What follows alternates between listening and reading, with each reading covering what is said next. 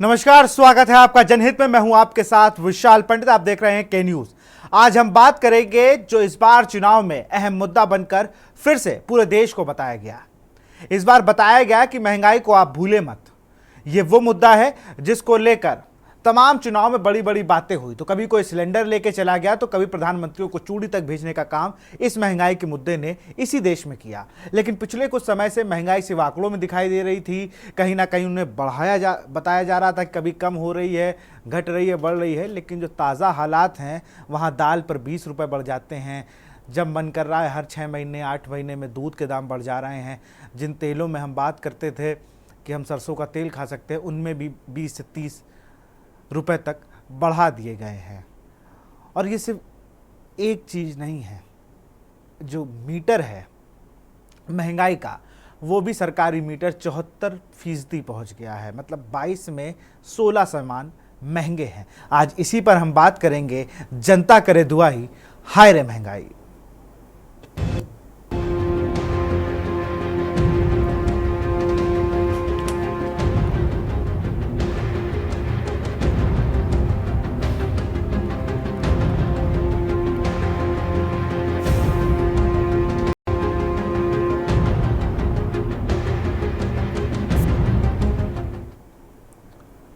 Reserve bank ने पिछले शुक्रवार को इस साल के लिए खुदरा महंगाई दर का अनुमान 4.5% पर बनाए रखा है। बैंकों को उम्मीद है कि इस साल मानसून सामान्य रहेगा। हालांकि खाने पीने की चीज़ों की कीमतों में कड़ी नज़र रखने की बात कही है। इस रिपोर्ट को देखिए।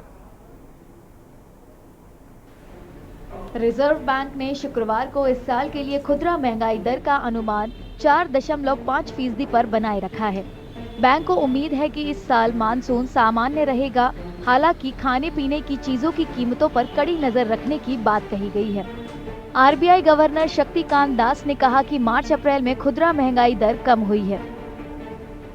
Food inflation, however, remains elevated. While the MPC took note of the disinflation achieved so far without hurting growth, it remains vigilant to any upside risks to inflation, particularly from food inflation, which could possibly derail the path of disinflation. Hence, monetary policy must continue to remain disinflationary and be resolute in its commitment to aligning inflation to the target of 4% on a durable basis. Sustained price stability would set strong foundations for a period of high growth. थोड़ी नरमी के बावजूद दालों और सब्जियों की महंगाई दर दोहरे अंक में है। सर्दियों में हल्की गिरावट के बाद सब्जियों की कीमत बढ़ी है। ईंधन की महंगाई दर में नरमी की मुख्य वजह मार्च के शुरुआत में एलपीजी सस्ता होना है। दूसरी ओर सामान्य से ज्यादा मानसून का अनुमान खरीफ सीजन के लिए अच्छा संकेत है। Looking ahead, the forecast of above normal southwest monsoon by the Indian Meteorological Department, that is IMD, is expected to boost kharif production and replenish the reservoir levels. Strengthening agricultural sector activity is expected to boost rural consumption. अच्छी बात है कि गेहूं की खरीद पिछले साल से ज्यादा हुई है। गेहूं और चावल का बफर स्टॉक तय मानकों से काफी ऊपर है। Wheat procurement has surpassed last year's level. In fact, the buffer stocks of wheat and rice are well above the norms. These developments could bring respite to food inflation pressures, particularly in cereals and pulses. हालांकि कच्चे तेल की कीमतों को लेकर अनिश्चितता है। The outlook on crude oil prices remains uncertain due to geopolitical tensions.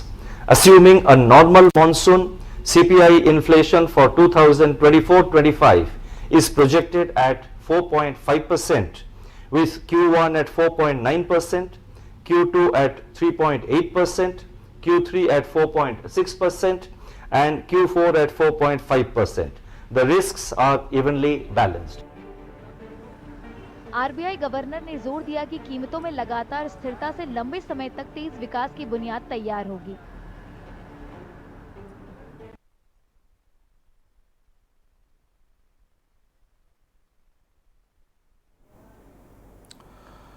के न्यूज़ ने भी पड़ताल करी।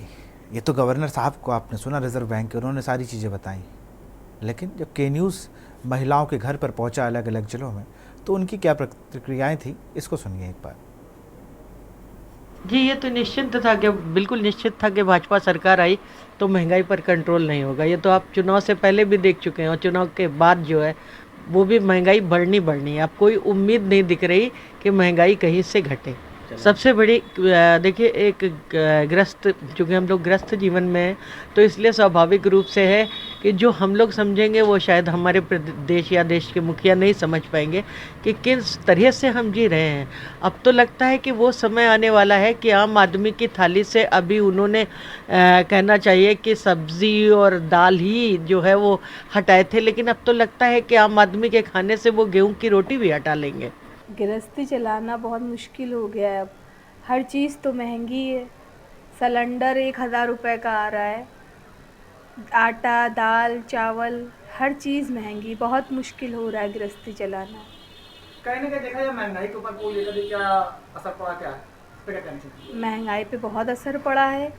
जो चीज़ पहले जो है तेल हमारा 70-80 में, आज 200 के करीब पहुंच गया, 150 के करीब मिलने लगा है। बहुत फ़र्क पड़ गया है, हर चीज़ महंगी है।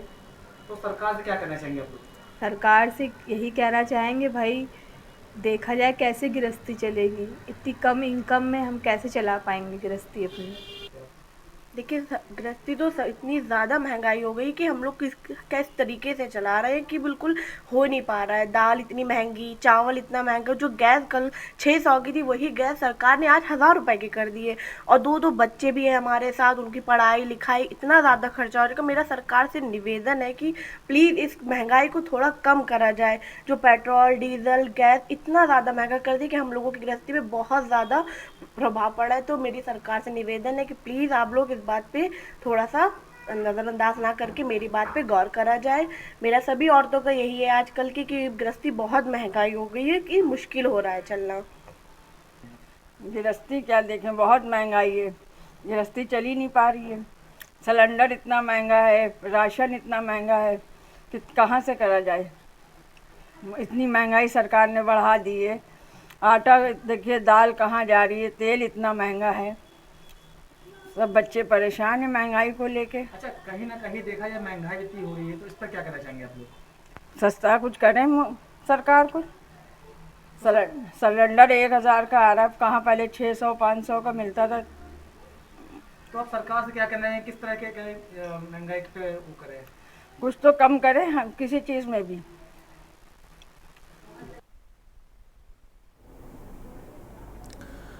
22 ऐसे सामान की लिस्ट हमने बनाई जो महंगे हैं।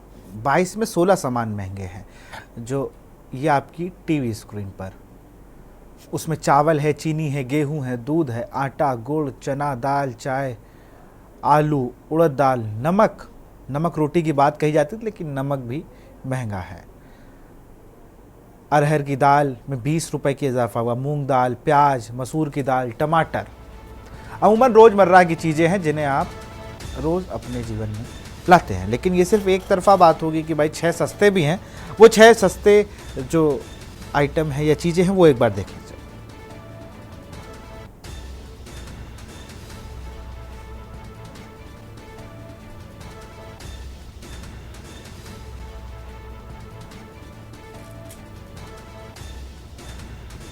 छह सस्ते आइटम भी हम आपको अब दिखाते हैं।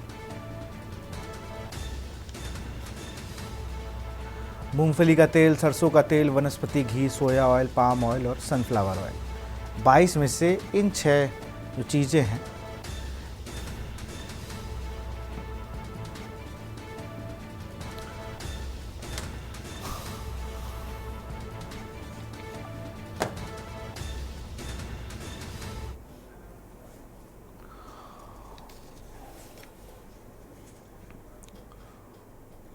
और अब इसी पे चर्चा करेंगे। हमारे साथ देवेंद्र प्रमुख भारतीय जनता पार्टी के नेता हैं, बहुत बहुत स्वागत है। मनोज ध्यानी जी, हर्षशास्त्री, आपका भी स्वागत है। सारिका गुप्ता कानपुर से हमारे साथ हैं, केशवानंद शुक्ला रायबरेली से हैं और संदीप मिश्रा हमारे साथ लखनऊ से बने हुए हैं, वो भी जुड़ेंगे हमसे। सबसे पहले तो मैं रुख करूंगा सारिका का। सारिका, महंगाई को लेकर जब लोगों से बात की जाती है तो उनका एक टीस होती है, और वो टीस ज़्यादा अच्छे से तब पता चलता है कि जब कोई महिला अपने घर में खाना बनाने के लिए बैठे हो और सारी चीज़ों को वो देखे। और रोज़ सब्जी, अमूमन मेरे घर में भी होता है, कितनी महंगी सब्जी है, रोज़ रोज़ क्या लाए, क्योंकि आलू जो घरों में नॉर्मल यूज़ हो जाता था वो भी बहुत महंगा है, सिलेंडर महंगा, तमाम चीज़ें महंगाई ने एक तरीके से कमर तोड़ रखी है लोगों की। सारिका।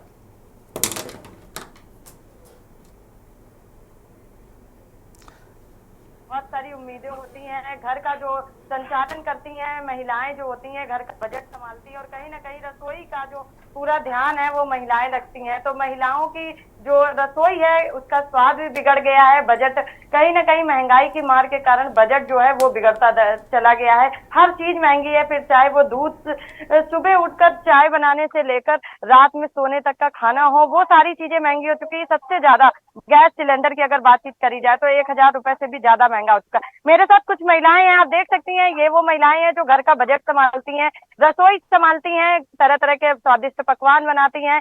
लेकिन अब इन्हीं से जान लेते हैं कि महंगाई की मार इनकी रसोई पर किस तरीके से पड़ी, और इनकी जो थाली बनती है उससे क्या क्या चीजें अब नदारत होती जा रही है। सबसे पहले तो ये बताइए, इतनी महंगाई चल रही है, क्या क्या आपके बजट में बिगड़ गया है इस महंगाई की वजह से?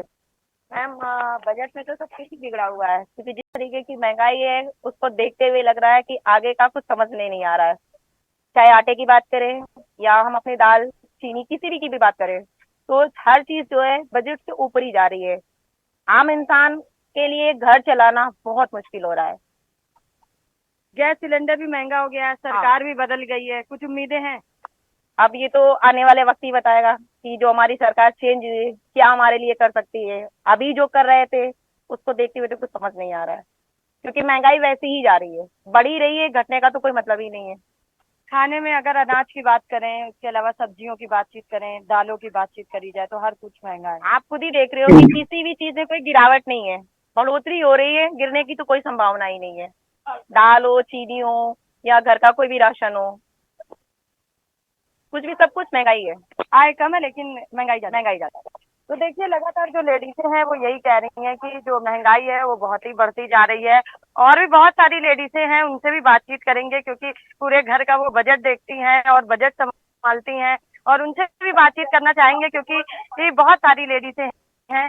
कहीं ना कहीं उनको सरकार से भी ये उम्मीद है कि इस बार जो सरकार बदली है उसके बाद जो है महंगाई पर लगाम कसी जाएगी। आपको क्या लगता है, क्या कुछ महंगा हो गया है? सब कुछ तो महंगा, सस्ता ही क्या है। सिलेंडर तो महंगा, सब्जियां तो महंगी। आज के टाइम में घर चलाना इतना मुश्किल हो गया, कमाई कम है और खर्चे ज्यादा है। सरकार बदल गई है तो क्या लगता है? तो हमें तो कोई उम्मीद लग नहीं रही कि सरकार कुछ सस्ता करेगी। अभी तक तो 10 साल में तो सस्ता हुआ नहीं, जो 5 साल और इस गवर्नमेंट को दिए गए तो हमें नहीं लगता कि कुछ सस्ता होगा, और महंगा ही होगा। अच्छा, जो महंगाई आ गई है तो तरह तरह के पकवान बनाती हैं, तो किस चीज में सबसे ज्यादा दिखाई देती है? गैस सिलेंडर सबसे ज्यादा सिलेंडर महंगा है, और उसके बाद में तेल और आटा। सबसे ज्यादा आटा महंगा है। घर चलाने के लिए सबसे मेन होता है कि आटा और तेल। तो आटा भी इतना महंगा, 32 रुपए में आटा जा रहा है और तेल जा रहा है 150 में।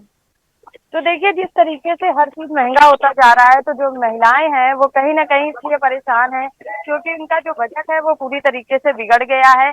और ऐसे में वो खुद परेशान है कि जो सरकार है वो बदली है, तो कहीं ना कहीं उनकी जो महंगाई की मार वो झेल रही हैं उस पर लगाम कसी जाए, और उनकी जो रसोई है उसका बजट सुधर सके, और उसके साथ साथ जो थाली है उससे जो तरह तरह के पकवान गायब होते जा रहे हैं महंगाई की वजह से, वो एक बार फिर से वापस आ सके।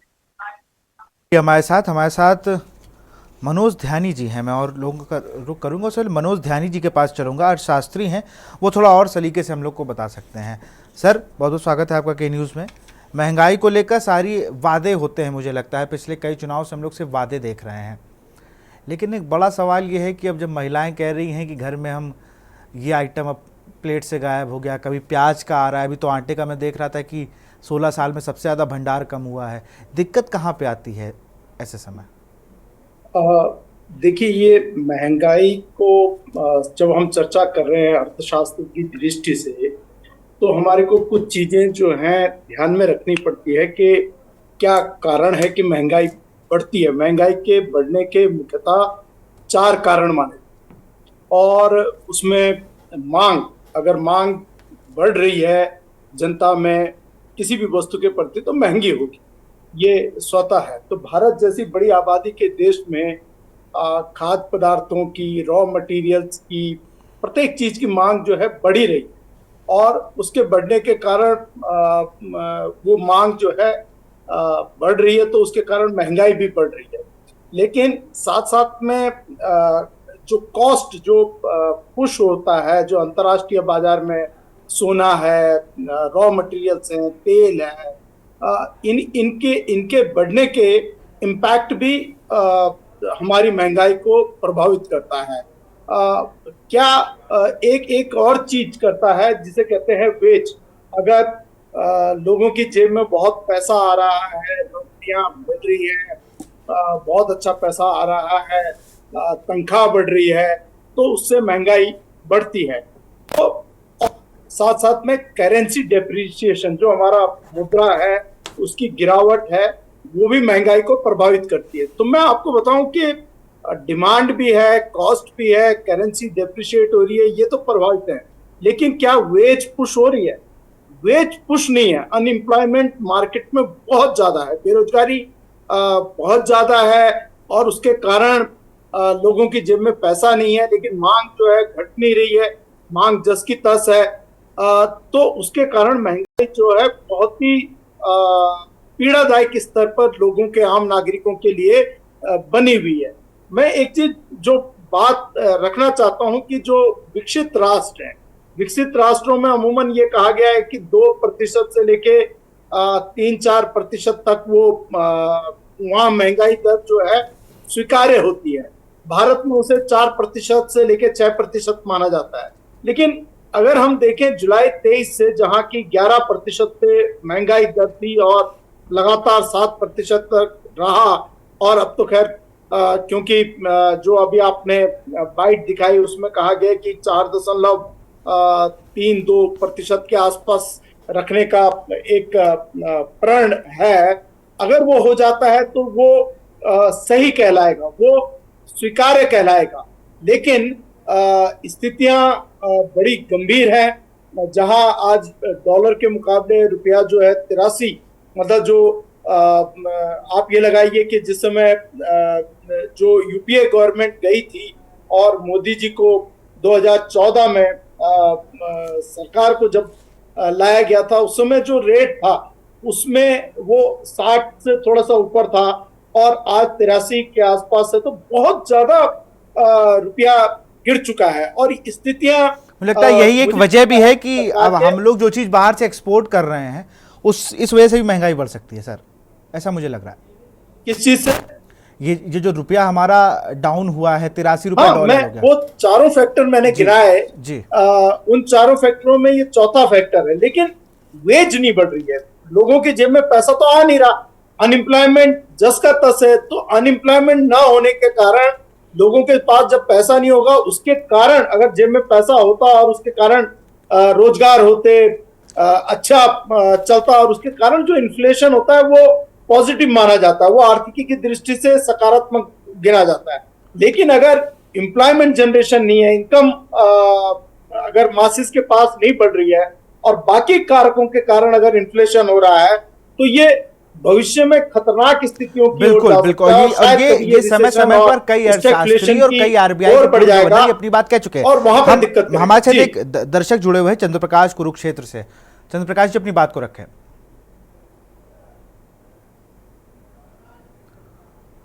चंद्र प्रकाश जी आप हमें सुन पा रहे हैं? मैं ये कहना चाहता हूँ कि मुझे तो कहीं महंगाई नजर नहीं आ रही। आप लोग डिबेट में महंगाई को दिखा रहे हैं, बड़ी अच्छी बात है, परंतु मैं ये कहना चाहता हूँ कि हमारे घर के बच्चे ऑनलाइन पिज्जा बर्गर मंगवा रहे हैं, घर में 4-4 गाड़ियां हैं, मोटरसाइकिल 2-2 है, घर में साइकिल नाम की चीज नहीं है। साइकिल अगर किसी के घर में है तो 6,000-10,000 की साइकिल है उनके घर में। मैं ये कहना चाहता हूँ कि महंगाई का रोना हम रोते हैं, परंतु सच ये है कि हम कितने लग्जरियस हो चुके हैं, अपनी लाइफ को किस प्रकार से लग्जरी आइटम के सहारे बिता रहे हैं। 12,000-15,000 का मोबाइल हर एक आदमी के, हर बच्चे के हाथ में है। कहाँ है महंगाई जी?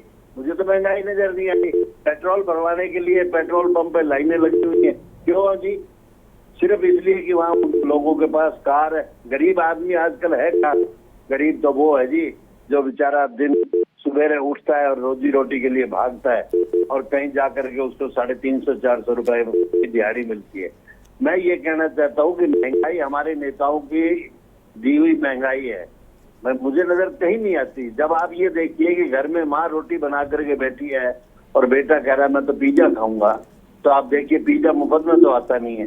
बाप कमा कमा के हार जाता है और बेटा पिज्जा खा रहा है, बर्गर खा रहा है, मॉल में जा रहा है, 3000 की जींस पहन रहा है, फिर कहते हैं नहीं महंगाई है। मुझे तो महंगाई नजर नहीं आती। समोसा 15 रुपए का लेकर के 4 दोस्तों में बांट के खा रहे हैं और पिता के पैसे पे ऐश कर रहे हैं और कहते हैं नहीं महंगाई है। मुझे महंगाई नजर नहीं आ रही।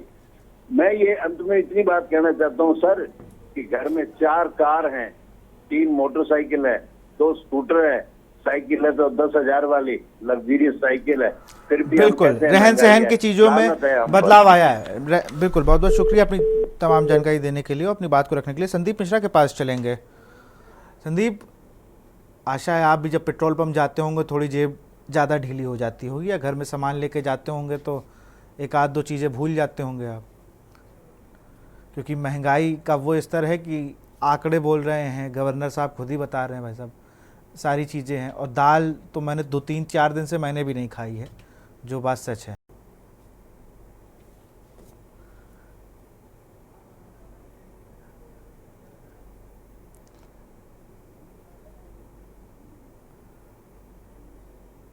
खुद से, लेकिन हाँ ये बात सच है कि जिस तरीके से महंगाई लगातार बढ़ रही है और इसका असर ज़रूर किचन पे पड़ रहा है, क्योंकि लोगों की इनकम उतनी ही है और इनकम होने के कारण जो है वो जो घर में जो खर्च होता है, पैसा जो खर्च होता है वो हिसाब में उतना ही जाता है, लेकिन कहीं ना कहीं इसका असर ज़रूर किचन में देखने को मिलता है। हालांकि जिस तरीके से जो लोग घर चलाते हैं, अपना अपना किचन चलाते हैं, उनके दिल से पूछने वाला चीज़ें होती हैं कि किस तरीके से अब अचानक जो है 2 रुपये का रेट बढ़ा दिया जाता है दूध का, तो वो 1 महीने के हिसाब से अगर आप जोड़ेंगे तो वो लगभग जो है 2-3-6 मतलब 60 रुपये हो जाता है। तो जाहिर सी बात है कि जो कभी 2 दूध का पैकेट जो है वो 1 महीने में आ जाता था, लेकिन अब उन्हें जो है 60 रुपये बढ़ा करके देना पड़ेगा। तो खैर जिस तरीके से महंगाई लगातार बढ़ रही है, हमने अगर दाल की अगर बात कर रहे हैं तो दाल पे लगातार 20 रुपये बढ़ चुके हैं। तो जो एक 5 किलो हर महीने के लिए आते थे और हर 5 किलो जब आता है 1 महीने के लिए घर पे यूज़ करने के लिए, तो अब सोच लीजिए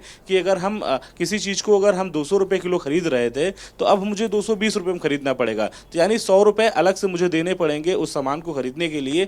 तो जाहिर सी बात है जो हमारा एक बजट था कि हम घर पे 10,000 रुपये एक व्यक्ति देता था किचन के लिए, लेकिन अब जब ये सारी चीज़ों में जब पैसे बढ़ गए तो वही सारी सामान जो है वो 12,000 के आसपास मिलेगी। तो जाहिर सी बात है कि लोग कम खाएंगे फिर इसके लिए, और शायद यही वजह है कि आज की डेट में अगर लगातार जो महंगाई बढ़ती चली जा रही है काफ़ी लोगों के लिए घातक होगा। उन लोगों के लिए जो मिडिल क्लास के लोग हैं, जो हाई फाई हैं, जिनके पास 4-4 गाड़ियां हैं, 5-5 अपना पैसा है उनके पास में, हम उनकी चर्चा नहीं कर रहे हैं। लेकिन जो गरीब किस्म का व्यक्ति है, जो रोज़मर्रा की ज़िंदगी में रोज़ कमाता है, जिनकी दिहाड़ी पे अब उनका घर चलता है, तो निश्चित तौर पे ऐसे लोगों पर बहुत ज़्यादा असर विशाल देखने को मिलता है। और ख़ास तौर पे उत्तर प्रदेश की अगर हम बात करते हैं तो उत्तर प्रदेश में अभी गरीब जन की बहुत से ऐसे लोग हैं जो रोज़मर्रा की ज़िंदगी में जो है लगातार सुबह उठते हैं और काम पे जाते हैं, शाम को आते हैं, अपनी दिहाड़ी लेकर के आते हैं, और फिर जो उसके बाद जब उन्हें जो चीज़ें महंगी मिलती हैं तो निश्चित तौर पे वो अपना पैसा जो है वो नहीं बचा पाते हैं, और इसके कारण उन्हें जो है वो थोड़ी सी चीज़ों में ज़रूर अपने पैर खींचते हैं, हाथ खींचते हैं। लेकिन साफ तौर पे जिस तरीके से महंगाई चरम सीमा पे है, हमने देखा है किस तरीके से लगातार महंगाई जो है बढ़ती चली जा रही है। पेट्रोल के दाम पे लगातार वृद्धि हुई थी, 30 पैसे कम हुए, 2 रुपये बढ़ता है और 30 पैसे कम होता है, इसका असर भी देखने को मिलता है। पिछले वर्ष हमने देखा कि जिस तरह प्याज के दाम में लगातार वृद्धि हुई थी, लगभग जो है 120 रुपये किलो प्याज पहुंच चुका था, जो कभी 30 रुपये किलो प्याज बिकता था।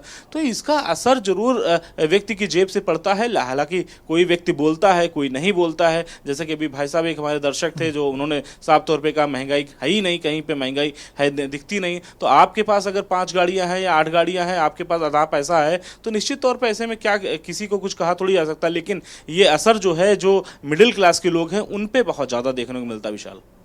बिल्कुल, और मिडिल क्लास वो लोग हैं जो मुझे लगता है कि वो 5 किलो राशन की श्रेणी में भी नहीं है, कि अगर उन्होंने गलती से एक गाड़ी ले ली है तो राशन कार्ड में उनका नाम भी नहीं होगा। केशवानंद का रुख करेंगे, उससे पहले हमारे साथ मोहन सिंह रावत हैं, अजमेर से। मोहन जी अपनी बात को रखें।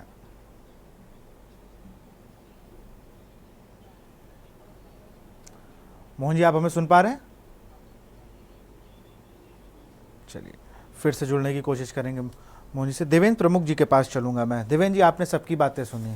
महंगाई हमेशा से 2013 से जो आप लोग का कैंपेन स्टार्ट हुआ था ना, उससे स्टार्ट हुई चीज़ें थी कि अब बहुत हुई महंगाई की मार, अब की बार मोदी सरकार। महंगाई आप लोग के एजेंडे में थी, लेकिन जैसा अभी ध्यानी जी ने भी बताया कि 62, मुझे अभी मैंने देखा तो 62 रुपये कुछ पैसे था शायद डॉलर उस समय, आज 83 रुपये है। तेल अगर 80 था तो आज 100 रुपये के करीब है। अरहर की दाल पर 20 से 30 रुपये बढ़ जा रहा है। दूध बढ़ता जा रहा है। वो महंगाई की मार वाली जो बात थी वो जनता के लिए थी, या उस पर एक्सक्लेमेशन मार्क लगा था या क्वेश्चन मार्क था? क्योंकि जनता, हम महिलाएं जुड़ी थी, सारिका ने जैसे जुड़ी, उन्होंने कहा कि ये सब्जियां गायब हो गई हैं। सारिका के साथ जो महिलाएं जुड़ी थी, रायबरेली में केशवानंद जब गए तो उन्होंने कहा कि मुझे पता था ही सरकार आएगी तो महंगाई बढ़ेगी। देखिए विशाल सर, बहुत गहन क्वेश्चन है और गहनता के साथ ही इसका विश्लेषण हो। बिल्कुल। महंगाई जो है, इसमें कोई संशय नहीं है कि 2014 से पहले हमारा मुख्य मुद्दा था। किसी चीज से भागना या हटना कोई समझदारी का काम नहीं होता। जो तथ्य है उस पर बात होती है तो तथ्य के साथ बोलना पड़ता है, और बोलते हैं हम हमेशा। आपने हमें कहा कि 2014 से बाद में जब से हमारी सरकार आई है और अब तक का कैंपेन जो भी है पूरा निकल कर आ रहा है। अलग अलग जिस तरह से हमारे साथ अर्थशास्त्री जी बैठे हैं, मनोज जी ने बहुत अच्छे से विश्लेषण किया, मैं उनका धन्यवाद करना चाहता हूँ। रिजर्व बैंक की तरफ से भी आपने गवर्नर साहब को लिया है, उन्होंने भी बहुत शानदार बात आपकी माध्यम से रखी गई है, और विशेष रूप से धन प्रकाश जी ने भी अपनी बात रखी है। वो डिबेट में उसका हिस्सा जो है वो बड़ा गहन है कि उन्होंने वो बात जो कही है, अगर उसका मतलब हम समझने लगें तो सीधा सा उसका मतलब है कि हमारी खुद की क्या जिम्मेदारी है। कभी कभार जो है हम स्वयं भी किसी चीज के दोषी होते हैं, तो उस बात को भी जो आसानी से नहीं लेना चाहिए। उनकी बात जो है मैं उसे एक बुद्धिजीवी के तौर पर भी देखता हूं कि वो कहना क्या चाहते थे और समझा उसका मतलब क्या निकले। हमारे साथी ने उसका विश्लेषण किया और दूसरी तरफ से किया कि 5 गाड़ियां उनके पास हैं। मैं समझता हूं 5 गाड़ियों के लिए नहीं कहा, उन्होंने थोड़ा सा जिम्मेदारी के लिए कहा। दूसरी, जिस तरह से विशाल सर हम पर आ रहा है निकल के 2004 के बाद और 14 तक जो 13 तक सरकार रही है, उसका विश्लेषण हमसे किया जाएगा। अगर सरकार की बात आएगी तो कितना परसेंट कहां कहां कितनी बढ़ोतरी हुई है, तो मैं निश्चित ये डंके की चोट पर कह सकता हूं कि महंगाई को हमने कंट्रोल करने में पूरा प्रयास किया और कुछ हद तक हम कामयाब रहे हैं। उसी का परिणाम है कि 10 वर्षों में अगर आप जाए 2004 से 14 तक का निकाल के महंगाई का रेशा देखेंगे तो 200% प्लस भी बढ़ोतरी हुई है। ऐसी भी कुछ चीजें हैं। और अभी कुछ जो आपने हमारे यहाँ तेल से, तिलहन से संबंधित जो खाद्यान्न चीज थी, उनका जो निष्कर्ष निकाला है वो बहुत शांतिपूर्वक है। कुछ ऐसी चीजें होती हैं मार्केट में जिनके मौसम का भी जो जिक्र आपका बीच में आया है कि उससे भी फर्क पड़ता है। ये अच्छी बात है कि हमारे लिए रिजर्व बैंक की तरफ से 4.2% की बात जो है वो पहले ही निकल कर आ रही है। सरकार बनने के साथ निकल कर आई, एक संतोषजनक बात हो सकती है। मौसम जो है उसके लिए भी अच्छे जो संकेत आ रहे हैं वो भी कारण रहेगा। और अब हमारी जो ये तीसरी बार का जो ट्रम्प ये स्टार्ट हो रहा है सरकार का, ये बहुत बड़ी बात है, बहुत जिम्मेदारी वाली है। मैं कहीं भगना नहीं चाहता कि आज महंगाई पर चर्चा कर रहे हैं, गरीबी रेखा से नीचे की बात करते हैं कि जब हमको सत्ता मिली थी उस समय लगभग जो है, और अब तक 25 करोड़ लोग जो गरीबी रेखा से नीचे की बात की है हमने, वो महंगाई का एक हिस्सा था, उनको अप कर इस लाइन में लाकर खड़ा किया जिस पर आज चर्चा कर रहे हैं। ये हमारे लिए बड़ी बात है। दूसरी बात है कि अति गरीब पिछड़ा जो अंत्योदय की चौथी पंक्ति में खड़ा व्यक्ति है, उसके लिए माननीय प्रधानमंत्री जी ने जो स्कीम लागू की है, राशन वाली, फ्री राशन वाली, खाद्यान्न वाली, उसमें कई चीज जो खाद्यान्न की तरफ से जुड़ी है। खाली अनाज की बात नहीं है, उसमें 2 तरह का अनाज हो सकता है, या क्षेत्रीय अनुसार भी कुछ अनाज जोड़े गए हैं, कुछ मोटे अनाज जोड़े गए हैं, कुछ तेल से संबंधित सामग्री, दाल, चीनी भी जोड़ी गई हैं। हाँ, मैं ये जरूर मानता हूं कि गृहिणी हो या कोई भी हमारा मिडिल क्लास का कोई साथी हम पर सवाल उठाता है तो सरकार की जिम्मेदारी बनती है, भगना नहीं उससे, उस पर डटकर सामने और आश्वस्त करना चाहता हूं आपको कि महंगाई को हम कंट्रोल में रखेंगे, क्योंकि विपक्ष हमको सब चीज पर उन्होंने कोशिश की, पर चुनाव से पहले भी कोई डिबेट महंगाई पर नहीं कर पाया, क्योंकि हमारे पास तथ्य थे। आज हम जनता के सवालों का जवाब दे रहे हैं, कोई क्वेश्चन ठोकने की पोजीशन में नहीं है कि हम विश्लेषण कर ये बताएं विशाल सर कि आपने क्या किया है, हमने क्या किया। आज क्वेश्चन हम पर है कि हमारी जिम्मेदारी क्या थी। आपकी सारी बातें और मान हम रहा हूं, उसको मैं सारी बातें मान रहा हूं। मैं एक छोटी सी चीज़ पूछी थी, आपके सारे जवाब अच्छे हैं। मैंने आपसे एक छोटी चीज़ ये पूछी थी, 2014 में ये नारा बहुत ज़ोर शोर से लगाया गया था। 13 में जब सरकार के खिलाफ प्रदर्शन हो रहे थे तो 400 रुपये का सिलेंडर जब 450 का हुआ था तो माननीय जितने थे वो उन लोगों ने एक बड़ा आंदोलन किया था। मैं विपक्ष से उम्मीद नहीं करता हूँ, विपक्ष अब कहीं जाकर विपक्ष कहलाने के योग्य हुआ है, कि इससे पहले विपक्ष का रोल नहीं समझ पा रहा था मैं। इस बार थोड़ा विपक्ष अपने आप को मजबूत मान रहा है। बड़ा सवाल ये है कि जब आप विपक्ष में थे आपने वो मुद्दा उठाया कि भाई 500 का सिलेंडर हो जाएगा तो कैसे लिया जाएगा। अब आप कह रहे हो कि 1000 का सिलेंडर हो गया। अभी इससे पहले ही मैंने एक बार डिबेट की थी तो महंगाई को लेकर, अभी कुछ दिन पहले, तो उसमें ही एक भाजपा प्रवक्ता ने कहा था कि पहले कितना लाइन में लगना पड़ता था, तो लाइन तो हम लोग राशन की भी लगा रहे हैं। मेरा राशन कार्ड नहीं है, मेरे घर में एक गाड़ी है, तो फिर मैं क्या कर सकता हूँ? मैं क्या कर सकता हूँ आप ये बताइए। संदीप मिश्रा हैं, इनके पास एक गाड़ी है, आप मान लीजिए केशवानंद के पास एक गाड़ी है, ध्यानी जी के पास भी 4 गाड़ी तो नहीं होंगी, और सारिका जो है वो तो स्कूटी बड़ी मुश्किल से ले पाई हैं। इस पे भी तो ध्यान देना चाहिए ना भैया। आप कह रहे हो कि चंद्रप्रकाश जी की बात बिल्कुल ठीक है, अगर हम पिज़्ज़ा खाने के लिए इतने आगे बढ़े हैं तो उसकी देन ही सरकार है। FDI क्यों बढ़ाया गया? पहले पूरे शहर में एक डोमिनोज और पिज़्ज़ा हट हुआ करता था, आज अब हर मोड़ पे तो आपको एक नई फ्रेंचाइजी मिल रही है। पहले एक CCD हुआ करता था, सपना था लोगों का, मेरा स्वयं का भी। अब 5 जगह में स्टारबक्स दिख जाता है जहां पर 250 रुपया की कॉफी है। तो जब FDI से करके इतना फॉरेन इन्वेस्ट होगा, फॉरेन कंपनी आएंगी, तो हम लोग क्यों रोटी दाल चावल खाएंगे? अब तो 100 रुपए में आपको कॉम्बो पैक दे रहे हैं, अपना खाइए और फिर आटा होता रहेगा, ऐसे चलता रहेगा।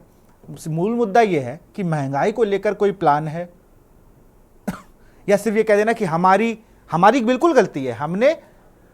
हमने हर बार यही सोचा, क्योंकि हम लोग फिर सोचते हैं, एक जनता के नाते मैं सोचता हूँ महंगाई थोड़ी कम हो जाए। जो 4 गाड़ियों की आप बात कर रहे हैं उनमें 3 रैपिडो में चलती हैं, ओला में चलती हैं, ऐसी उनमें चल रही हैं। जिन कारों की आप बात कर रहे हो वही उनका रोजगार का साधन होगा, कोई टैक्सी में काम कर रहा है। अब ऐसे आप कह दी स्कूल वालों के पास बस है तो क्या वो खाना छोड़ देंगे? वो खाना नहीं खाएंगे। जो सांसद विरोध करते हैं उनको किसी चीज़ की कमी नहीं होती, लेकिन वो महंगाई का विरोध करते ना, आप ही लोग कर रहे थे मजबूती से, सरकार बदल दी आप लोगों ने। लेकिन वो मुद्दा कहीं खो ना जाए इसलिए मैं पूछ रहा हूं। जो महंगाई को लेकर आप 2014 में सोचे थे, क्या वो 2024 के 10 साल के गैप में अभी भी आप वही सोच रहे हैं? देखिए, शानदार क्वेश्चन है विशाल सर, स्वागत करते हुए मैं इस पर भगूंगा नहीं। इसको आपने कई चीज निकाल कर रखी है, थोड़ा सा समय लग जाता है, ऐसे क्वेश्चन के विश्लेषण होता है तो उसमें समय लग जाता है। आपने सिलेंडर की बात, ये जो है इसे मैं नकारूंगा नहीं कि आज लोग 400, 450, 500 की बात करते हैं। वो बात भी यहाँ खत्म होगी कि हमारे साथी जो हैं वो कहते थे कि भाई जो है लाइन में लगने वाली बात थी। हाँ, हुआ करता था, एक समय था कि किसी विधायक की पर्ची से या कोई घर में फंक्शन हो, किसी MP की पर्ची से जब 2-2 हजार रुपए के सिलेंडर होते थे तो बेमुश्किल से जो है इकट्ठे 20 या 25 सिलेंडर मिलते थे, तब शादियां होती थी। अब दूसरी बात यह है कि एक उज्ज्वला योजना आपने देखी है जी, उसके माध्यम से हमने 11 करोड़ लोगों तक जिस तरह सिलेंडर पहुंचाए हैं, और जो उस योजना के तहत आज भी 500 रुपए से कम का सिलेंडर है, तो इसे कहां नकारा जाएगा। एक बड़ी संख्या का जिक्र किया मैंने, देखिए एक बड़ी संख्या मैंने किया। देवेंद्र जी, मैं आपको रोकूंगा, मैं आपको रोकूंगा। सुरेश अवस्थी हैं कानपुर से हमारे साथ। सुरेश जी, एक दर्शक जुड़ चुके हैं। सुरेश जी, अपनी बात को रखें। जी नमस्कार। जी नमस्कार। आपने बहुत ही अच्छा मुद्दा उठाया है जो जनता से जुड़ा हुआ है, जो कि गरीब जनता रोटी के लिए तबाह है। किसी के पास काम है, किसी के पास काम नहीं मिल रहा है। लोग अपने घर का कैसे खर्चा पानी चलाते हैं उसके दिल से पूछो। हर चीज इतनी महंगाई हो चुकी है माननीय प्रधानमंत्री से अनुरोध है कि जो गरीबी रेखा उज्ज्वला योजना के कनेक्शन जो दिए गए थे, माननीय योगी आदित्यनाथ जी ने कहा था कि मैं बड़ी दिवाली का सिलेंडर दूंगा, वो भी दर्शकों को नहीं मिल पाया है। और इसमें महंगाई में आदमी मार छूट गया है, कैसे घर का खान पान चलावे। इससे सरकार से अनुरोध है इसमें थोड़ा कंट्रोल करे। खाने पीने वाली चीजें दूध में भी महंगाई कर दी, 2 रुपए लीटर बढ़ा दिया। गरीब जनता तो भूखे मर रही है, खाने के लिए नहीं है। मंदिर तो आस्था का विषय है, मंदिर तो हर एक आदमी कहता मंदिर होना चाहिए, मगर पेट में रोटी भी होना बहुत जरूरी है। रोटी नहीं तो मंदिर क्या करेगा, आदमी कहाँ जाएगा। खाने के लिए जनता को चाहिए ना। माननीय प्रधानमंत्री से अनुरोध है इसमें महंगाई पे विशेष ध्यान दें। जो गरीबी रेखा वाले हैं उनको भी वो सुविधा दें, क्योंकि एक रईस आदमी भी वहाँ दुकान से सामान लेता है और एक गरीब स्तर का भी आदमी वहाँ सामान लेता है। रेट एक ही रखते हैं, क्योंकि वो महंगाई को अपना करोड़पति है वो भी उसी रेट से ले रहा, एक गरीब स्तर का आदमी उसी रेट से ले रहा। बिल्कुल, बहुत धन्यवाद सुरेश जी अपनी बात को रखने का, और सभी मेहमान हमारे साथ बने रहे। हम बात कर रहे हैं जनता करे दुहाई हाय रे महंगाई। इस पर चर्चा जारी रहेगी, लेकिन एक छोटे से ब्रेक के बाद।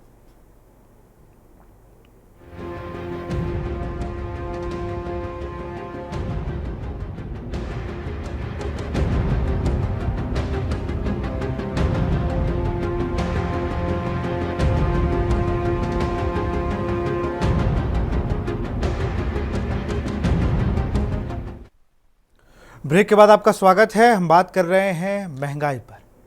महंगाई लगातार जो मीटर है ना वो लाल करती जा रही है। केशवानंद के पास चलेंगे और फिर मैं जवाब लूंगा देवेंद्र प्रमुख जी से। उनकी बात अधूरी रहेगी, मैं आपको रोकूंगा। केशवानंद काफ़ी देर से हमारे साथ मौजूद हैं। केशवानंद, रायबरेली से आप आते हैं। अभी आपने एक महिला की जो बयान भेजा उसमें कहीं ना कहीं वो काफ़ी ज़्यादा उससे आहत थी महंगाई को लेकर, और उन्हें अंदेशा था पहले से, तभी वो तमाम बातें उन्होंने कही महंगाई को लेकर। और वहाँ की जनता क्या सोचती है उसको लेकर के रायबरेली की जनता काफी जो है त्रस्त नजर आ रही है, क्योंकि अभी कुछ ही समय पहले एक महिला से बातचीत किया गया जिसमें वो महिला ने कहा कि सरकार आने के बाद लगातार जिस प्रकार उम्मीदें थी कि सरकार महंगाई जरूर कम करेगी, लेकिन एक बार फिर से जहाँ बीते दिनों अमूल दूध के जो रेट हैं वो 2 रुपए बढ़ा दिए गए हैं, और उसके पहले की अगर बात की जाए तो टमाटर के भी रेट बढ़े हुए थे, और घी की अगर बात की जाए तो ये भी लगातार जो है महंगा होता जा रहा है, जिसके चलते जो किचन है उसमें जो खान पान की जो सामग्री है वो काफी कम हो रही है, जिसके चलते जो गृहिणियों को काफी दिक्कतें हो रही हैं। अभी कुछ समय पहले गृहिणी से भी बातचीत किया गया, उनका खासतौर से सरकार से काफी उम्मीदें थी कि सरकार बनने के बाद शायद महंगाई पे लगाम लग सकता है, लेकिन जिस प्रकार सरकार भी बन गई, लेकिन जो महिलाओं को उम्मीदें थी कि जो गृहिणियों को उम्मीदें थी वो उस पर सरकार जो खरी नहीं उतर पा रही, उससे काफी आहत महिलाएं हैं। उन्होंने भी अभी केंद्र से बात की और बताया है कि लगातार महंगाई बढ़ रही है, दाल के भी रेट बढ़ गए हैं, जिसके अब घर चलाना काफी मुश्किल हो रहा। तो कहीं ना कहीं जो महंगाई है उसका खासा असर रायबरेली में देखने को मिला, जिससे महिलाओं को काफी आहत हो रही है, और लगातार उनका अनुमान था कि सरकार जरूर महंगाई पर लगाम लगाएगी, लेकिन महंगाई कम ना होने से महिलाओं में काफी आक्रोश जरूर रायबरेली में देखने को मिला। जी बिल्कुल। और हमारे साथ देशबंधु हैं एक दर्शक, वो भी फोन लाइन पर आए हैं। देशबंधु जी अपनी बात को रखें। जी सर, ये कह रहे थे कि महंगाई इतने चरम सीमा पे है, अब जिनके पास माल रखा हुआ है पुराना या जो भी है, और उनके लिए तो महंगाई होगी नहीं, लेकिन जिनके पास कमाई का जरिया नहीं है, जो कोई मान लीजिए तो इतनी महंगाई में कैसे दाल रोटी खाएगा, कैसे क्या होएगा। बिल्कुल, इस पर जवाब लेंगे। देवेंद्र प्रमुख जी हैं, उन्हीं के पास मैं चलूंगा, फिर मैं जाऊंगा ध्यानी जी के पास। देवेंद्र जी अपनी बात को पूरा करो, जनता के सवाल भी आपने सुन लिए हैं। नहीं बिल्कुल है। इसमें देखिए मैं ये कहूंगा विशाल सर, जिस तरह से जनता के क्वेश्चन, अब जनता की बात आई है निकल कर, तो उससे भगने वाली बात तो है नहीं। बिल्कुल जनता संतुष्ट होनी सरकार की पहली जिम्मेदारी है। पहली बात तो मैं ये कहता हूं कि जिस तरह से अभी हमने टमाटर पर चर्चा हुई है, या जो उससे पहले प्याज का भी जिक्र आया था, ये 2 सिस्टम है। ये तो है किसान की फसल का जो सिस्टम है कि मौसम पर भी डिपेंड करता है कि आने वाले समय में जैसे ये मौसम चेंज होएगा 10-15 दिन के बाद बारिश शुरू होगी तो कई चीज ऑटोमेटिक नीचे आ जाएंगी। इस पर गहनता से ज्यादा विचार ये नहीं होता है कि कुछ सब्जियां जो है मौसम के हिसाब से, हाँ दूध की बात है भाई, अमूल दूध पर आपका क्वेश्चन आया कि उसका रेट जो है वो इस मौसम में होता है, लेकिन सर्दी के मौसम में ऑटोमेटिक 1-आध कहीं रुपया कम होता है, उसका जिक्र नहीं होता है, लगभग बराबर आ जाते हैं। ये चीज जो है इसमें ज्यादा फर्क नहीं पड़ता है। कई चीज जो है, जिस तरह से रिजर्व बैंक का आपने आंकलन देखा है कि हमें जो भविष्य के हिसाब से तय करना है वो अंडर कंट्रोल, उसको कंट्रोल कैसे किया जाएगा।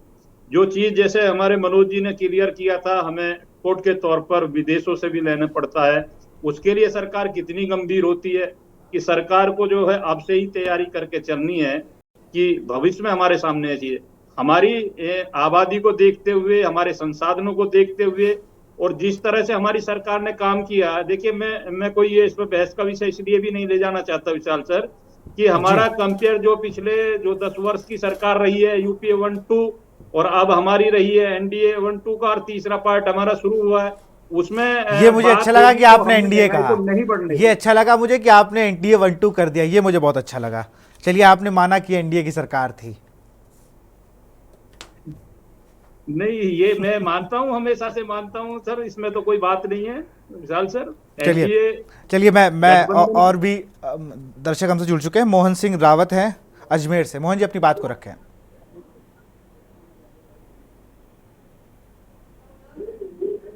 मोहन जी की आवाज हम तक नहीं आ रही, संदीप का रुख करेंगे। संदीप, आप राजधानी में हैं, यहां पर जो चीजें हैं वो कहीं ना कहीं और सारे नेता ये चीजें देखते हैं। इन नेताओं से जब आप, जैसे आज ही मैं देख रहा था रेशम उद्योग को लेकर राकेश अचान प्रेस कॉन्फ्रेंस कर रहा था, इससे पहले भी कैबिनेट की ब्रीफिंग होती है, सवाल पूछे जाते हैं लेकिन कोई ऐसा जवाब मिलता नहीं है मंत्रियों से। पहले भी होता था कि लोक भवन में हुआ या कहीं हुआ तो पूछ लेगा, भाई महंगाई बढ़ रही है, किसानों के साथ दिक्कत है। अब वैसे सवाल भी नहीं हो रहे हैं, उस तरीके से जो मंत्रालय के लोग रिएक्ट भी नहीं करते हैं। संदीप,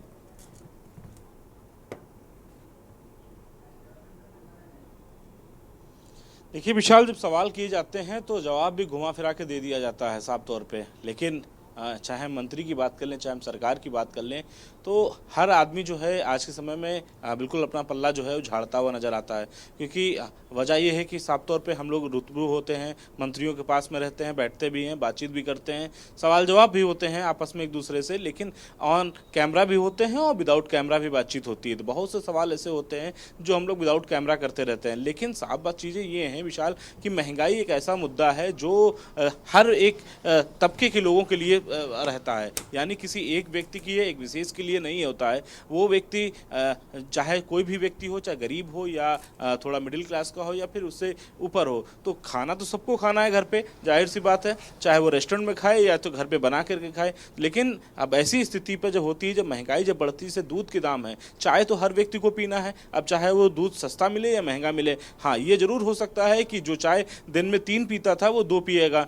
तो साफ तौर पे जिस तरीके से इस तरीके महंगाई की हम अगर चर्चा कर रहे हैं तो ये जरूर जानना चाहिए कि एक बार की गरीब तबके के अंदर वहाँ पे क्या चल रहा है। 5 किलो राशन दे देने से क्या उनकी महंगाई थोड़ी खत्म हो जाएगी? या अभी भाई साहब जो कह रहे थे कि हमने 1100 करोड़ जो है हमने जो है सिलेंडर बांटे हैं उज्ज्वला गैस के तहत। आप समझिए एक बात को, एक बार आपने सिलेंडर बांट दिया, फिर उसके बाद उसको भरवाने के लिए सिलेंडर को उस व्यक्ति को उज्ज्वला गैस के तहत ही 900 रुपये दे रहे हैं। आप सब्सिडी देने की बात कर रहे थे, सब्सिडी कहाँ गई उस गरीब परिवार की? कोई बताएगा? क्योंकि हम जमीन पे रहते हैं, हम जानते हैं, उन व्यक्तियों से बातचीत करते हैं जो सब्सिडी के लिए फॉर्म भराया जाता है, वो आज पे सब्सिडी का कोई पैसा किसी भी खाते में नहीं जा रहा है। सबसे महत्वपूर्ण चीजें हैं और इसके साथ ही साथ में सवाल बहुत बनते हैं, लेकिन सबसे बड़ी बात ये होती है कि सरकार इसको कैसे देखती है, सबसे बड़ी बात है। क्योंकि एक बार उज्ज्वला गैस आपने एक घर में दे दिया, उसके बाद 1 महीने बाद उसका सिलेंडर खत्म हो गया तो दूसरी बार तो वो भराएगा ही। आपने लकड़ी छुड़वा दिया, उसको सिलेंडर का आदी बना दिया, लेकिन अब सबसे महत्वपूर्ण चीजें ये हैं कि जब वो गैस जलाने का वो उसका आदी हो जाएगा तो वो जाहिर सी बात है कि हर महीने उसको सिलेंडर भराना पड़ेगा। तो कहीं ना कहीं आपने पर्ची खत्म कर दी तो आपने डिजिटल कर दिया। बहुत सी चीजें हैं जो भाई, वही मैं कह रहा हूँ, आपने पर्चियां खत्म कर दी तो डिजिटल कर दिया। अब डिजिटल के लिए वो 10,000 या 5,000 4,000 का फोन ले और फिर वो गिनती में आ जाए कि तुम्हारे पास तो फोन है यार, तुम कैसे अब राशन लोगे। एक दर्शक और जुड़ चुके हैं, मोहन सिंह फिर से जुड़े अजमेर से। मोहन जी, अपनी बात को रखें।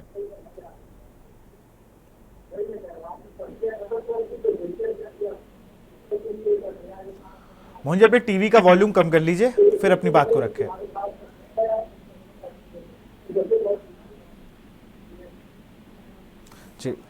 चलिए, फिर से मैं सारिका के पास चलूंगा। सारिका, अब जिस तरीके से लोग कह रहे हैं कि भाई आप शायद राशन कार्ड आपका होगा, क्योंकि मेरा तो नहीं है, तो आप राशन लेने कभी जाती हैं या कोटेदारों से बात कर लेती हैं कि नहीं? आप अनम्यूट कर लीजिए सारिका। हाई प्रोफाइल नहीं हूँ, मैं भी एक मिडिल क्लास में हूँ और मिडिल क्लास में होने के कारण मेरे घर में खुद राशन कार्ड बना हुआ और मैं राशन का लाभ भी लेती हूँ। ऐसा नहीं है कि मैं राशन लेने नहीं जाती हूँ, मैं भी राशन लेती हूँ और राशन लेने जाती हूँ और उसी राशन से को जब लेके आती हूँ वही मेरे घर में खाया जाता है, क्योंकि मैं इतनी हाई प्रोफाइल नहीं हूँ। जैसा कि कहा गया था कि 4 गाड़ियाँ हों, उसके साथ साथ जो बाइक है वो बहुत सारी हों, लोग पिज्जा बर्गर खा रहे हों, ऐसा नहीं है, क्योंकि मैं मिडिल क्लास से बिलोंग करती हूँ और जब मैं दिन भर नौकरी करती हूँ उसके बाद ही मेरी आय होती है और उसी से ही मेरे पूरा महीने का खर्च जो है वो चलता है। तो कहीं ना कहीं अगर ये बातचीत करी जाए कि हाई प्रोफाइल को छोड़ दिया जाए, तो हाई प्रोफाइल में महंगाई बिल्कुल भी नहीं है, क्योंकि उन्हें कोई फर्क ही नहीं पड़ता। उन्हें तो सिर्फ अपना फोन चलाना है, फोन चलाकर ऑर्डर करना है, क्योंकि उनके पास इतना पैसा होता है, या तो उनके पास पुश्तैनी रईस होते हैं और या फिर उनके पास आय के इतने ज्यादा सोर्सेस होते हैं कि उन्हें शायद महंगाई दिखाई नहीं देती है। लेकिन मिडिल क्लास जहाँ पर हम लोग रहते हैं वहाँ पर मिडिल क्लास को महंगाई ही दिखाई देती है, क्योंकि जब वो सुबह उठते हैं तो दूध से लेकर यहाँ तक कि जो खाने में चीनी और नमक है वो भी महंगा हो चुका है। तो कहीं ना कहीं जो महंगाई की मार है वो महंगा जो है मिडिल क्लास और उसके साथ जो सबसे लोअर है। कहा जा रहा है कि लोअर दिखाई नहीं दे रहा है, लेकिन लोअर हैं। जब आप सड़कों पर निकलेंगे, जब आप लोगों से मिलेंगे, जब आप इस तपती धूप में निकलेंगे तो आपको लोअर क्लास भी दिखेगा और मिडिल क्लास बिल्कुल भी दिखेगा। हालांकि मिडिल क्लास बाजारों का रुख करता है तो फिर वहां से लिमिटेड चीजें खरीदता है, और लोअर तो खैर ऐसी जगहों पर जा ही नहीं सकता जहाँ की अभी बातचीत करी गई थी, जहाँ पर हाई प्रोफाइल रहते हैं। एक मुझे लगता है कि डिफरेंस हो गया है, फिर से वो डिफरेंस आ गया है। हमारे से एक दर्शक जुड़ चुके हैं, श्याम सोनकर। श्याम जी अपनी बात को रखें। हेलो जी, अपनी बात को रखें। जी, मैं पहले आपका बहुत बहुत धन्यवाद करना चाहता हूँ कि आपने महंगाई मुद्दे को उठाकर जो जनता की बात को सामने लाए हैं, इसके लिए मैं के न्यूज का बहुत धन्यवाद करता हूँ। भाई साहब, ना बिजली है, ना पानी है, ना खाने के लिए आपके पास राशन है, दिन ब दिन महंगाई बढ़ती जा रही है। कैसे गृहस्थी चलेगी? काम है नहीं लोगों के पास भैया। हेलो,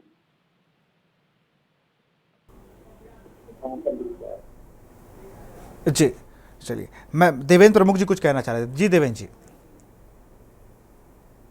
सर म्यूट हैं आप। टाइम हो गया जी। मैं सिर्फ ये आपको आश्वस्त करता हूं कि अब जो मैं पूरी डिबेट्स का लगभग देख चुका हूं, सारे क्वेश्चन है, सरकार के जवाबदेही बनती है। आपको यही कहना चाहूंगा कि हम इस तीसरे क्रम जो सरकार है इसके लिए गंभीर है कि महंगाई जो है, किसान का मुद्दा, अति गरीब पिछड़ा जो है अंत्योदय का मुद्दा, या उसमें किसानों के लिए जो है उनकी सम्मान निधि देना, पहले ही झटके में हमने 30,000 करोड़ की बात की है, और दूसरा हमने 3 करोड़ और नए जो घर हैं, शौचालय हैं, ये सब महंगाई का हिस्सा है। ये सरकार गंभीर नहीं होती तो ऐसी घोषणा पहले झटके में नहीं होती। इसलिए मैं आपको सिर्फ यही आश्वस्त करता हूं कि आप खुदरा महंगाई को लेकर चर्चा कर रहे हैं। बधाई देना चाहता हूं आपको कि आपका ही ये काम होता है कि नेता हो, वो नेता का हिस्सा मैं भी हूं, मैं भी किसी परिवार का हिस्सा हूं। राजनीति अलग अलग चीज है, लेकिन जिम्मेदारी जब आदमी नहीं, ये तो सबके लिए, नेता अभिनेता सब महंगाई की रडार पे तो सब आ जाते हैं। हाँ बिल्कुल, वो बचता कोई नहीं है। तो मैं आश्वस्त करता हूं आपके माध्यम से जो जनता हमको देख रही है कि हमारी सरकार गंभीर है और महंगाई को निश्चित कंट्रोल में करेंगे, दावे के साथ करेंगे, कोई दिक्कत कहीं से कहीं तक नहीं आने। इसी के साथ मेरा समय हुआ। मैं बिल्कुल बहुत बहुत शुक्रिया देवेंद्र जी तमाम हमसे जुड़ने के लिए, तमाम बातों को रख लें। मनोज ध्यानी जी के पास चलूंगा, फाइनल कमेंट लूंगा। सर, कोई तरीका है बनाया जा सकता है या कोई एक ऐसा ड्राफ्ट हो जिसमें कुछ चीज़ें जो घरेलू उत्पाद हैं उन पर थोड़ी जो गुंजाइश हो जाए, थोड़ा उससे महंगाई कम हो, कुछ ऐसा? जी देखिए, बहुत कठिन नहीं है अर्थव्यवस्था को कंट्रोल करना। अगर हम कुछ चीजें जो आउटर एस्पेक्ट्स हैं उसको भी ध्यान में हमारे को रखना चाहिए जब हम इन्फ्लेशन की बात करते हैं। जैसे मैं आपको बताऊं कि अभी जो शरद ऋतु की जो वर्षा होती थी वो 97% कम हुई है। तो मतलब अगर 97% कम रेनफॉल होगी तो उसका क्या इम्पैक्ट होगा उत्पादन में, पूरी इकोनॉमी पे, उसका अंदाजा लगाया जा सकता है। और अभी जो वर्तमान में हम लोग जो चर्चा कर रहे थे उसमें यही बात आई कि शायद मानसून अच्छा होगा और उससे उत्पादन बेहतर होगा और उससे जो फूड प्राइसेस है, इन्फ्लेशन है, उस पर थोड़ी सी कमी आएगी।